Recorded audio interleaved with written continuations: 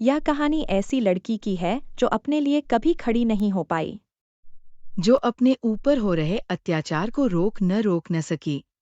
और इस कहानी में आपको देखने को मिलेगा कि कैसे एक बाप और बहन ने मिलकर बहन पर अत्याचार कर रहे उसके पति को सबक सिखाया। कहानी शुरू होती है अब। प्रिया एक कमरे के कोने में बैठी है, रो रही है सिसक सिसक कर। रवि गुस्से में चिल्ला रहा है। अरे क्या कहूं तुझसे? तुझसे घर का एक काम भी ढंग से नहीं होता। हर एक दिन कोई ना कोई नई गलती होती है तुझसे। आखिर कब सीखेगी तू? मेरी उम्मीदें अब टूटती जा रही हैं। प्रिया खड़ी होती है, फिर से रवि प्रिया को थप्पड़ मार देता है। प्रिया अपने मायके में बैठी है, चेहरा सूजा हुआ है। प्रिया के पापा आ जाते हैं। शंकर जी उसे गौर से देख रहे हैं। शंकर परेशान होकर, बेटा, ये सब क्या है? तेरे चेहरे को क्या हुआ है? मुझे देखकर बता, क्या हुआ है तुझे? प्रिया रुक रुक कर, पापा। रवि ने मारा। गैस सिलेंडर की तरफ धक्का दे दिया था। कह रहा था मैं निकम्मी हूं। शंकर की आंखों में गुस्सा आ जाता है और बोलता है। बस अब यह सब बहुत हो गया है। मैंने बहुत धैर्य रखा, बहुत समझाया, लेकिन अब मेरी सहनशीलता जवाब दे चुकी है। एक बाप होने के नाते यह मेरा फर्ज है कि मैं उसे सही रास्ते पर लाऊं, और अब मैं खुद ही उसका असली इलाज करूंगा, ताकि उसे अपनी गलतियों का एहसास हो। प्रिया के पापा उस कंपनी को खरीद लेते हैं ताकि वो रवि को सबक सिखा सके। शंकर बिजनेस सूट में उस कंपनी की बोर्ड मीटिंग में है। शंकर जी, आपने कंपनी खरीद ली है। अब क्या प्लान है? कंपनी तो खरीद ली है, पर मजा तब आएगा जब मेरा काम पूरा होगा। कंपनी में एक आदमी काम करता है, रवि शर्मा। अब उसका नया बॉस मैं चुनूंगा। क्यों? कि उसको ऑफिस या घर में रहने का तरीका सीखना है। और फिर वो अपनी कुर्सी से खड़ा होकर बोलता है। और एक ऐसा बॉस उसे उसकी ही भाषा में समझाएगा। रेखा मैडम तेज चाल से ऑफिस में प्रवेश करती है, आत्मविश्वासी और सख्त अंदाज। ऑफिस में नई बॉस की एंट्री होती है। बॉस का स्वागत करने के लिए सब खड़े हो जाते हैं। बॉस बोलती है। रवि, मैंने तुम्हारी बहुत तारीफ सुनी है कि तुम जिस काम को हाथ में लेते हो वो कभी भी इनकम्प्लीट नहीं होता। बॉस से तारीफ सुनने के बाद रवि बोलता है। हाँ बॉस, अपने सही सुना है। काम कितना भी मुश्किल क्यों न हो मैं कर ही देता हूँ। टाइम कितना भी काम हो फिर भी मैं पूरा कर देता हूँ। ठीक है, तुम मेरे ऑफिस में आओ, मेरे पास तुम्हारे लिए इम्पोर्टेंट काम है, और अगर तुम कर दो गए तो जल्दी ही तुम्हारा प्रमोशन पक्का। 10 मिनट में रवि मैडम से मिलने के लिए मैडम के ऑफिस में जाता है। अच्छा हुआ तुम आ गए, मैं तुम्हें ही याद कर रही थी। यह है वह सारी फाइलें जो मुझे किसी की भी कीमत पर कल शाम तक पूरी चाहिए। रवि सारी फाइल देखकर परेशान हो गया। रवि ने मैडम से बोला। मैडम, इतनी सारी फाइलें मैं कल तक आपको नहीं दे पाऊंगा। अगर आपको यह सारी फाइल का काम कल तक चाहिए तो मेरे साथ 2-3 और एम्प्लॉइज लगा दीजिए। मैडम गुस्सा करते हुए, प्रमोशन तुमको ही चाहिए, किसी या किसी और को दे दूं? ठीक है मैडम, मैं पूरी कोशिश करूंगा कि आपको कल शाम तक यह सारी फाइलें दे दूं। ये बोलकर रवि वहां से चल जाता है। उसके जाने के बाद मैडम हंसने लगती है और अपने आप से बोलती है। मुझे पता है यह काम कल तक तो होने वाला ही नहीं है, और जब यह काम करके नहीं आएगा तब मैं इसकी रेल बनाऊंगी, तब इसको पता चलेगा कि मार का दर्द क्या होता है। पूरी रात काम करने के बाद भी रवि वो काम पूरा नहीं कर पाता। अगले दिन शाम को रवि को अपनी केबिन में बुलाती है और काम का अपडेट मांगती है। तब रवि धीरे आवाज में बोलता है। मैडम, मैंने पहले ही कहा था कि यह सारा काम मेरे अकेले से नहीं होगा, पर आपने मेरी एक नहीं सुनी। ये सुनते ही मैडम ने जोर से रवि को चांटा मार दिया। रवि मैडम को गुस्से से देखने लग गया। अगर तुम चाहते हो कि केबिन की बात बाहर न जाए तो जल्दी जाओ और यह कल तक काम कंप्लीट करके ले आओ। अगर यह काम कल तक नहीं हुआ तो मैं तुम्हें काम से निकाल दूंगी, और अगर तुमने ये बात किसी को बताने की कोशिश करी तो मैं तुम पर छेड़छाड़ का केस कर दूंगी, जिससे तुम्हारी सारी जिंदगी जेल में कटेगी। मुझे लगता है तुम्हें समझ आ गया होगा क्या, और कुछ समझने की जरूरत है? ये सब सुनकर तभी चुपचाप ऑफिस से बाहर चला जाता है और काम करने लग गया। पर काम इतना ज्यादा था कि वह अगले दिन भी काम पूरा नहीं हुआ। शाम को बॉस ने रवि को ऑफिस में बुलाया। रवि, मुझे लगता है तुमने सारा काम खत्म कर दिया होगा, तो मुझे आज निराश नहीं करोगे। काम बहुत ज्यादा है जो कि मैं लगातार 2-3 दिन से कर रहा हूँ, फिर भी खत्म नहीं हुआ है और मुझे लगता है कि 2-3 दिन और लग जाएंगे। बॉस गुस्से में आकर फिर से एक बार रवि को चांटा मार देती है और बोलती है, काम को काम के तरीके से करना चाहिए। तुमने तो इसको मजाक बना दिया, निकल जाओ यहाँ से। तभी चुपचाप वहां से चले जाते हैं। रवि 3 दिन बाद अपने घर जाता है। प्रिया उससे पूछती है। क्या हुआ, आप इतना परेशान क्यों हैं? प्रिया को सब कुछ बताता है। तो आपको नौकरी छोड़ देनी चाहिए। ऐसी बॉस तो आज तक मैं किसी ऑफिस में नहीं देखी, जो अपने एम्प्लॉय को काम के लिए मार रही है। दूसरी बात, ऑफिस में इतना सारा स्टाफ है, काम का लोड आपको ही क्यों है? आपके साथ ही ऐसा क्यों? मैंने तो यह बात कभी सोचा ही नहीं कि ऑफिस में इतना स्टाफ है। फिर भी बॉस ये काम मुझे ही क्यों दिया है? बॉस मुझे से क्या चाहती हैं, या वह मुझे मेरी किसी गलती का बदला ले रही है? आप खाना वाना खा लो। अभी मेरा मन नहीं है खाने का, थोड़ी देर में खाऊंगा तो बता दूंगा। आपसे मिलने पापा आए थे, पर मैंने उनको बताया कि ऑफिस में अर्जेंट काम होने की वजह से आप कुछ दिन तक घर नहीं आएंगे। ठीक किया तुमने। अगली सुबह प्रिया के पापा घर पर रवि से मिलने आते हैं और वह रवि से पूछते हैं। रवि, जॉब कैसी चल रही है? वो सोचने लगता है कि क्या पापा को बताना सही रहेगा या नहीं। क्या हुआ, क्या सोचने लगे हो? पापा जी, जॉब अच्छी नहीं चल रही है, कुछ समस्याएं ऑफिस में चल रही है, पर मुझे पता नहीं कि यह सारी चीज मेरे साथ ही क्यों हो रही है। बेटा, मैं भी तुम्हारे पिता समान हूँ। अगर तुम मुझे कुछ नहीं बताओगे तो मैं तुम्हारी कैसे मदद करूंगा? कुछ दिन पहले ही मेरी कंपनी को किसी ने खरीदा है। मेरी जो नई बॉस है, मुझे नहीं पता कि वह मुझसे क्या चाहती हैं, पर मुझे लगता है कि काम के बहाने मुझे से किसी चीज का बदला लेना चाहती है। बेटा, ऐसा क्यों कह रहे हो? क्या हुआ है तुम्हारे साथ जो तुम ऐसा कह रहे हो? और क्या आधार है तुम्हारे पास कि तुम जो सोच रहे हो वह सही सोच रहे हो? प्रिया दोनों की बात सुन रही थी और पापा की ये बात सुनकर वो कमरे में आ जाती है। पापा, क्योंकि ऑफिस में 15 या 20 बंदों का स्टाफ है, परंतु उनकी मैडम ने ये सारा काम इनको ही दे रखा है। 15 दिन का काम एक ही बार में दे दिया है और हर दिन बोलती हैं कि काम हुआ या नहीं। शाम को एक बार बुलाती है अपडेट के लिए, और जब जब इन्होंने उनका काम का अपडेट बताया कि इस काम को करने में और भी समय लगेगा, तब तब इनकी बॉस ने इनको थप्पड़ मारा है। मैंने आज से पहले कभी नहीं सुना कि एक बॉस अपने एम्प्लॉय को थप्पड़ मार रही है। बेटा, बात तो सही बोल रही हो, पर किस बात का बदला हो सकता है? बात तो ये ही है कि किस बात का बदला। रवि वहां से उठकर चला जाता है। पापा प्रिया को पार्क में ले जाते हैं और उसे सब सच बता देते हैं कि उसे कंपनी को किसने खरीदा है, और प्रिया को बताते हैं कि उसके नई बॉस और कोई नहीं, तेरे मामा की लड़की है। और उसको मैं नहीं यह सब करने के लिए बोला है, क्योंकि रवि को भी पता चले कि किसी पर हाथ उठाने से कितना दर्द और कैसा महसूस होता है। जब तक इंसान को खुद से महसूस नहीं होगा, तब तक वह नहीं सुधरता। पापा, यह क्या कर दिया आपने? जिसको जैसा समझ आता है, उसको वह उसी भाषा में समझाना चाहिए। रवि भी वहां घूमता हुआ आ जाता है। अच्छा बेटा, मैं चलता हूँ। प्रिया के पापा वहां से घर चले जाते हैं। पापा के जाने के बाद प्रिया भी वहां से चली जाती है।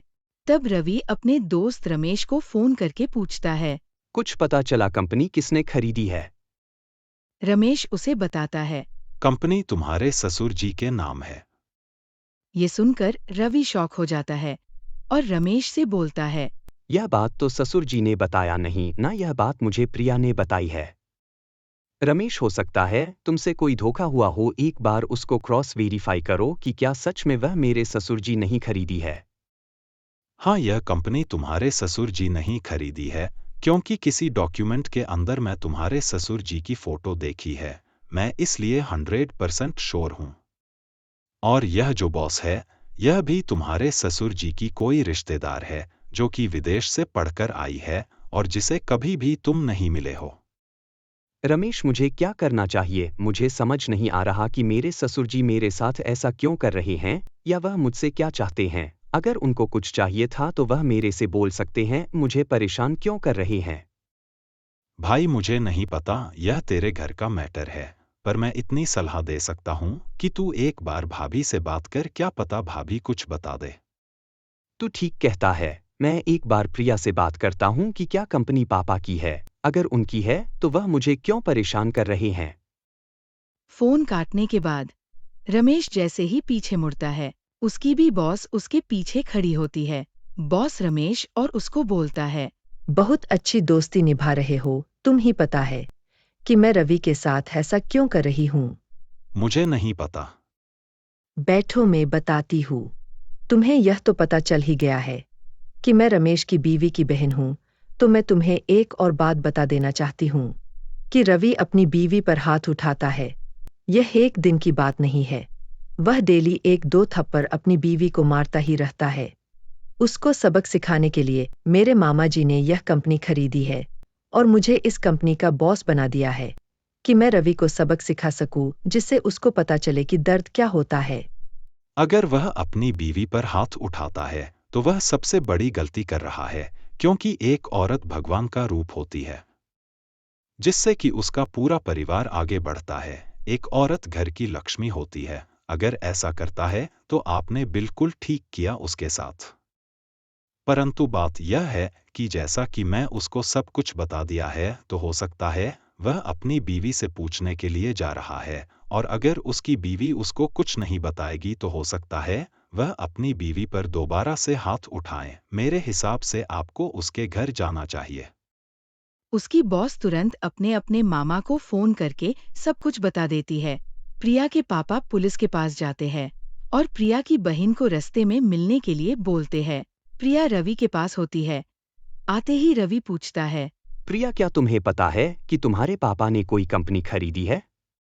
जी मुझे इस बारे में कुछ भी नहीं पता, मेरे पापा ने मुझे कुछ भी नहीं बताया। आप किस कंपनी की बात कर रहे हैं, कहाँ खरीदी है? अगर आपको पता है तो मुझे भी बताइए, क्योंकि पापा ने मुझे इस बारे में कुछ भी नहीं बताया। रवि गुस्से में, प्रिया, तुम्हें ज्यादा भोली बनने की जरूरत नहीं है, तो मुझे सच सच बता दो, वरना आज मैं तुम्हारा यह हाल करूंगा कि तुम देखते रहोगी। प्रिया डर से, मैं आपसे सच बोल रही हूँ, मुझे कुछ भी नहीं पता। तुम्हें पता है, इतने दिन से जो मैं परेशान था, कंपनी खरीदने वाला इंसान कोई और नहीं तुम्हारे पापा है। मुझ पर हाथ उठाने वाली और कोई नहीं तुम्हारी बहन है। मुझे यह समझ नहीं आ रहा है कि तुम्हारे पापा ऐसा क्यों करवा रहे हैं। ये सब बोलकर रवि फिर से हाथ उठाने लगता है और जैसे ही रवि प्रिया को एक थप्पड़ मारता है, प्रिया के पापा, बहन और पुलिस 3 वहां पहुंच जाती है। तेरी तो हिम्मत की दाद देनी पड़ेगी। एक लड़की पर तू हाथ उठाता है और वो लड़की तेरे को जवाब नहीं देती। इसका मतलब तू बहुत बड़ा शेर हो गया। आज चल थाने, मैं तुझे बताता हूं कि शेर किसको कहते हैं। आज तुझे इतना मारूंगा कि तू जिंदगी में कभी किसी औरत पर हाथ नहीं उठाएगी। पुलिस वालों के पैर पड़ जाती है। वह बोलती है, आप रवि को माफ कर दिए, आगे से ऐसा कुछ भी नहीं करेंगे। बेटा, यह क्या बोल रही है तू? आज जब इसको सबक सिखाने का मौका है, तो तू इसके लिए पुलिस वालों से माफी मांग रही है। यह माफी के काबिल नहीं है। इसको ले जाना जरूरी है।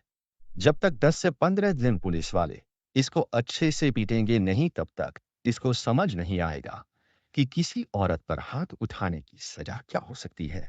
प्रिया, तुम बहुत भोली हो। मामा जो कह रहे हैं सही कह रहे हैं। फिर इस इंसान को तो जेल में ही होना चाहिए। पापा तो 10 दिन के बाद कर रहे हैं। मेरा बस चलता तो मैं तो सालों साल इसको जेल में रखती और डंडे से मारती भी। सबके हाथ जोड़ने लगता है और बोलता है, मुझे माफ कर दो, मैं आगे से कभी ऐसा कुछ नहीं करूंगा। मुझसे गलती हो गई है, मुझे बस एक मौका दो। तुझे मैं गलती से भी एक मौका नहीं दूंगा। मैं भी तुझे एक मौका भी नहीं दूंगी। पापा एक बार माफ कर दो, बहन एक बार माफ कर दो, आगे से यह नहीं करेंगे। प्रिया के बोलने के बाद दोनों माफ कर देते हैं और पुलिस वाला बिना रवि को गिरफ्तार किए बिना चला जाता है। इस कहानी समय यह सीखने को मिलता है, औरत घर की लक्ष्मी होती है और किसी भी औरत पर हाथ नहीं उठाना चाहिए। अगर कोई जवाब नहीं दे रहा तो इसका मतलब यह नहीं कि वह कमजोर है। तो आपको औरतों की इज्जत करनी चाहिए। अगर आपको लगता है कि प्रिया के पापा ने रवि के साथ सही किया, तो इस वीडियो को लाइक, शेयर, सब्सक्राइब और कमेंट करना ना भूले। मिलते हैं आपसे अगली वीडियो में। तब तक के लिए अलविदा।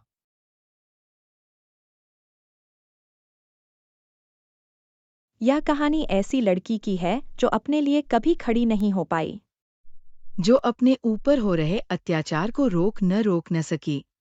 और इस कहानी में आपको देखने को मिलेगा कि कैसे एक बाप और बहन ने मिलकर बहन पर अत्याचार कर रहे उसके पति को सबक सिखाया। कहानी शुरू होती है अब। प्रिया एक कमरे के कोने में बैठी है, रो रही है सिसक कर। रवि गुस्से में चिल्ला रहा है। अरे क्या कहूं तुझसे? तुझसे घर का एक काम भी ढंग से नहीं होता। हर एक दिन कोई ना कोई नई गलती होती है तुझसे। आखिर कब सीखेगी तू? मेरी उम्मीदें अब टूटती जा रही हैं। प्रिया खड़ी होती है, फिर से रवि प्रिया को थप्पड़ मार देता है। प्रिया अपने मायके में बैठी है, चेहरा सूजा हुआ है। प्रिया के पापा आ जाते हैं। शंकर जी उसे गौर से देख रहे हैं। शंकर परेशान होकर, बेटा, ये सब क्या है? तेरे चेहरे को क्या हुआ है? मुझे देखकर बता, क्या हुआ है तुझे? प्रिया रुक कर, पापा, रवि ने मारा। गैस सिलेंडर की तरफ धक्का दे दिया था। कह रहा था मैं निकम्मी हूं। शंकर की आंखों में गुस्सा आ जाता है और बोलता है। बस अब यह सब बहुत हो गया है। मैंने बहुत धैर्य रखा, बहुत समझाया, लेकिन अब मेरी सहनशीलता जवाब दे चुकी है। एक बाप होने के नाते यह मेरा फर्ज है कि मैं उसे सही रास्ते पर लाऊं, और अब मैं खुद ही उसका असली इलाज करूंगा, ताकि उसे अपनी गलतियों का एहसास हो। प्रिया के पापा उस कंपनी को खरीद लेते हैं ताकि वो रवि को सबक सिखा सके। शंकर बिजनेस सूट में उस कंपनी की बोर्ड मीटिंग में है। शंकर जी, आपने कंपनी खरीद ली है। अब क्या प्लान है? कंपनी तो खरीद ली है, पर मजा तब आएगा जब मेरा काम पूरा होगा। कंपनी में एक आदमी काम करता है, रवि शर्मा। अब उसका नया बॉस मैं चुनूंगा। क्यों? कि उसको ऑफिस या घर में रहने का तरीका सीखना है।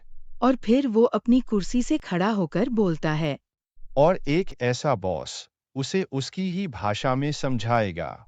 रेखा मैडम तेज चाल से ऑफिस में प्रवेश करती है, आत्मविश्वासी और सख्त अंदाज। ऑफिस में नई बॉस की एंट्री होती है। बॉस का स्वागत करने के लिए सब खड़े हो जाते हैं। बॉस बोलती है। रवि, मैंने तुम्हारी बहुत तारीफ सुनी है कि तुम जिस काम को हाथ में लेते हो वो कभी भी इनकम्प्लीट नहीं होता। बॉस से तारीफ सुनने के बाद रवि बोलता है। हाँ बॉस, अपने सही सुना है। काम कितना भी मुश्किल क्यों न हो मैं कर ही देता हूँ। टाइम कितना भी काम हो फिर भी मैं पूरा कर देता हूँ। ठीक है, तुम मेरे ऑफिस में आओ, मेरे पास तुम्हारे लिए इम्पोर्टेंट काम है, और अगर तुम कर दो गए तो जल्दी ही तुम्हारा प्रमोशन पक्का। 10 मिनट में रवि मैडम से मिलने के लिए मैडम के ऑफिस में जाता है। अच्छा हुआ तुम आ गए, मैं तुम्हें ही याद कर रही थी। यह है वह सारी फाइलें जो मुझे किसी की भी कीमत पर कल शाम तक पूरी चाहिए। रवि सारी फाइल देखकर परेशान हो गया। रवि ने मैडम से बोला। मैडम, इतनी सारी फाइलें मैं कल तक आपको नहीं दे पाऊंगा। अगर आपको यह सारी फाइल का काम कल तक चाहिए तो मेरे साथ 2-3 और एम्प्लॉइज लगा दीजिए। मैडम गुस्सा करते हुए, प्रमोशन तुमको ही चाहिए, किसी या किसी और को दे दूं? ठीक है मैडम, मैं पूरी कोशिश करूंगा कि आपको कल शाम तक यह सारी फाइलें दे दूं। ये बोलकर रवि वहां से चल जाता है। उसके जाने के बाद मैडम हंसने लगती है और अपने आप से बोलती है। मुझे पता है यह काम कल तक तो होने वाला ही नहीं है, और जब यह काम करके नहीं आएगा तब मैं इसकी रेल बनाऊंगी, तब इसको पता चलेगा कि मार का दर्द क्या होता है। पूरी रात काम करने के बाद भी रवि वो काम पूरा नहीं कर पाता। अगले दिन शाम को रवि को अपनी केबिन में बुलाती है और काम का अपडेट मांगती है। तब रवि धीरे आवाज में बोलता है। मैडम, मैंने पहले ही कहा था कि यह सारा काम मेरे अकेले से नहीं होगा, पर आपने मेरी एक नहीं सुनी। ये सुनते ही मैडम में जोर से रवि को चांटा मार दिया। रवि मैडम को गुस्से से देखने लग गया। अगर तुम चाहते हो कि केबिन की बात बाहर न जाए तो जल्दी जाओ और यह कल तक काम कंप्लीट करके ले आओ। अगर यह काम कल तक नहीं हुआ तो मैं तुम्हें काम से निकाल दूंगी, और अगर तुमने ये बात किसी को बताने की कोशिश करी तो मैं तुम पर छेड़छाड़ का केस कर दूंगी, जिससे तुम्हारी सारी जिंदगी जेल में कटेगी। मुझे लगता है तुम्हें समझ आ गया होगा क्या, और कुछ समझने की जरूरत है। ये सब सुनकर तभी चुपचाप ऑफिस से बाहर चला जाता है और काम करने लग गया। पर काम इतना ज्यादा था कि वह अगले दिन भी काम पूरा नहीं हुआ। शाम को बॉस ने रवि को ऑफिस में बुलाया। रवि, मुझे लगता है तुमने सारा काम खत्म कर दिया होगा, तो मुझे आज निराश नहीं करोगे।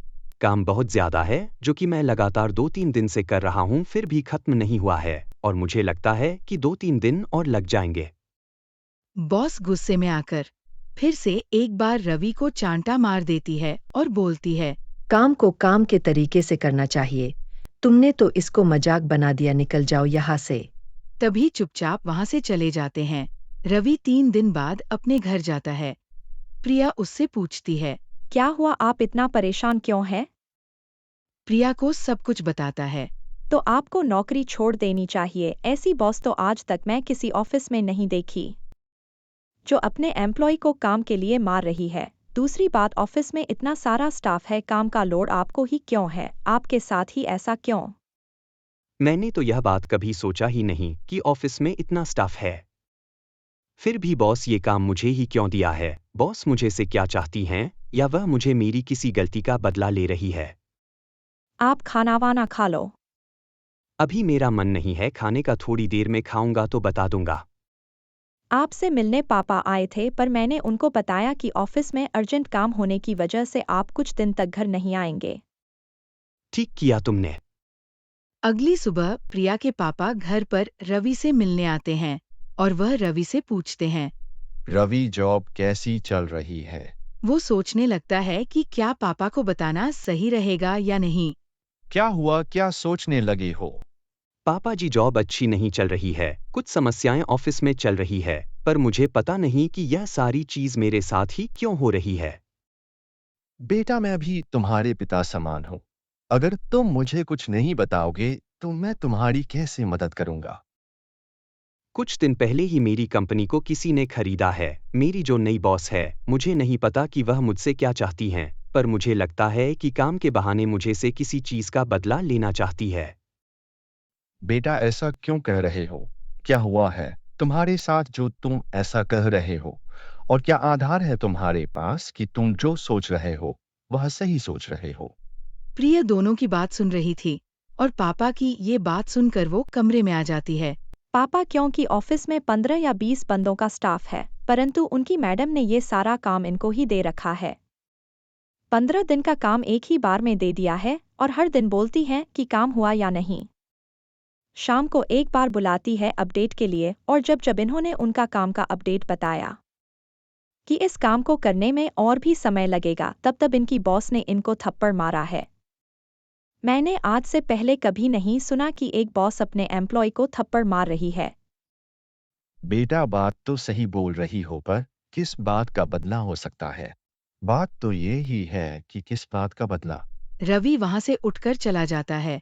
पापा प्रिया को पार्क में ले जाते हैं और उसे सब सच बता देते हैं कि उसे कंपनी को किसने खरीदा है, और प्रिया को बताते हैं कि उसके नई बॉस और कोई नहीं, तेरे मामा की लड़की है। और उसको मैं नहीं यह सब करने के लिए बोला है, क्योंकि रवि को भी पता चले कि किसी पर हाथ उठाने से कितना दर्द और कैसा महसूस होता है। जब तक इंसान को खुद से महसूस नहीं होगा, तब तक वह नहीं सुधरता। पापा, यह क्या कर दिया आपने? जिसको जैसा समझ आता है, उसको वह उसी भाषा में समझाना चाहिए। रवि भी वहां घूमता हुआ आ जाता है। अच्छा बेटा, मैं चलता हूँ। प्रिया के पापा वहां से घर चले जाते हैं। पापा के जाने के बाद प्रिया भी वहां से चली जाती है। तब रवि अपने दोस्त रमेश को फोन करके पूछता है। कुछ पता चला कंपनी किसने खरीदी है? रमेश उसे बताता है। कंपनी तुम्हारे ससुर जी के नाम है। ये सुनकर रवि शॉक हो जाता है और रमेश से बोलता है। यह बात तो ससुर जी ने बताया नहीं ना, यह बात मुझे प्रिया ने बताई है। रमेश, हो सकता है तुमसे कोई धोखा हुआ हो। एक बार उसको क्रॉस वेरीफाई करो कि क्या सच में वह मेरे ससुर जी नहीं खरीदी है। हाँ, यह कंपनी तुम्हारे ससुर जी नहीं खरीदी है, क्योंकि किसी डॉक्यूमेंट के अंदर मैं तुम्हारे ससुर जी की फोटो देखी है। मैं इसलिए 100% श्योर हूँ। और यह जो बॉस है, यह भी तुम्हारे ससुर जी की कोई रिश्तेदार है, जो कि विदेश से पढ़कर आई है और जिसे कभी भी तुम नहीं मिले हो। रमेश, मुझे क्या करना चाहिए? मुझे समझ नहीं आ रहा कि मेरे ससुर जी मेरे साथ ऐसा क्यों कर रहे हैं, या वह मुझसे क्या चाहते हैं। अगर उनको कुछ चाहिए था तो वह मेरे से बोल सकते हैं। मुझे परेशान क्यों कर रहे हैं? भाई, मुझे नहीं पता, यह तेरे घर का मैटर है, पर मैं इतनी सलाह दे सकता हूँ कि तू एक बार भाभी से बात कर, क्या पता भाभी कुछ बता दे। तू ठीक कहता है। मैं एक बार प्रिया से बात करता हूँ कि क्या कंपनी पापा की है। अगर उनकी है तो वह मुझे क्यों परेशान कर रहे हैं। फोन काटने के बाद रमेश जैसे ही पीछे मुड़ता है, उसकी भी बॉस उसके पीछे खड़ी होती है। बॉस रमेश और उसको बोलता है, बहुत अच्छी दोस्ती निभा रहे हो, तुम ही पता है कि मैं रवि के साथ ऐसा क्यों कर रही हूँ। मुझे नहीं पता। बैठो, मैं बताती हूँ। तुम्हें यह तो पता चल ही गया है कि मैं रमेश की बीवी की बहन हूँ, तो मैं तुम्हें एक और बात बता देना चाहती हूँ कि रवि अपनी बीवी पर हाथ उठाता है। यह एक दिन की बात नहीं है, वह डेली 1-2 थप्पड़ अपनी बीवी को मारता ही रहता है। उसको सबक सिखाने के लिए मेरे मामा जी ने यह कंपनी खरीदी है और मुझे इस कंपनी का बॉस बना दिया है कि मैं रवि को सबक सिखा सकूं, जिससे उसको पता चले कि दर्द क्या होता है।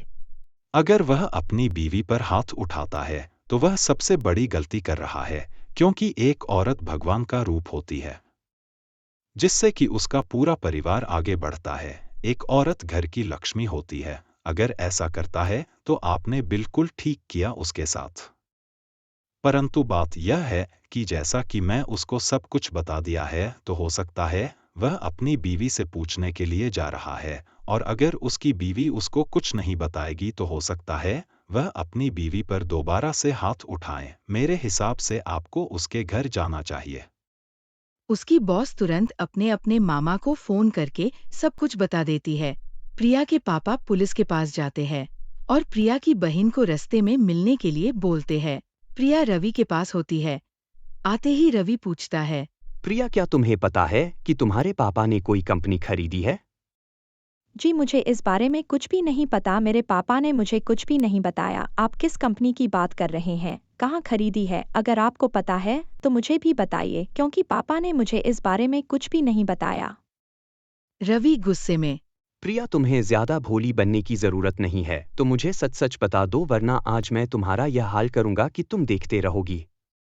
प्रिया डर से, मैं आपसे सच बोल रही हूँ, मुझे कुछ भी नहीं पता।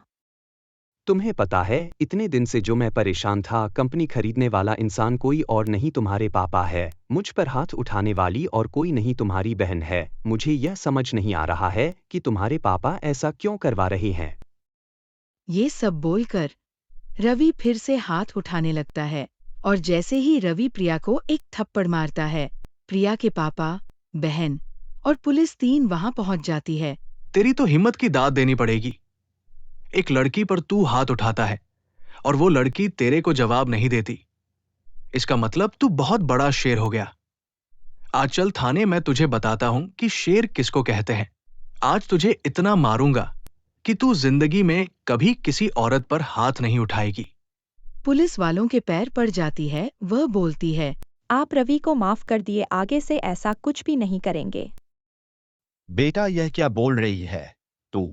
आज जब इसको सबक सिखाने का मौका है, तो तू इसके लिए पुलिस वालों से माफी मांग रही है।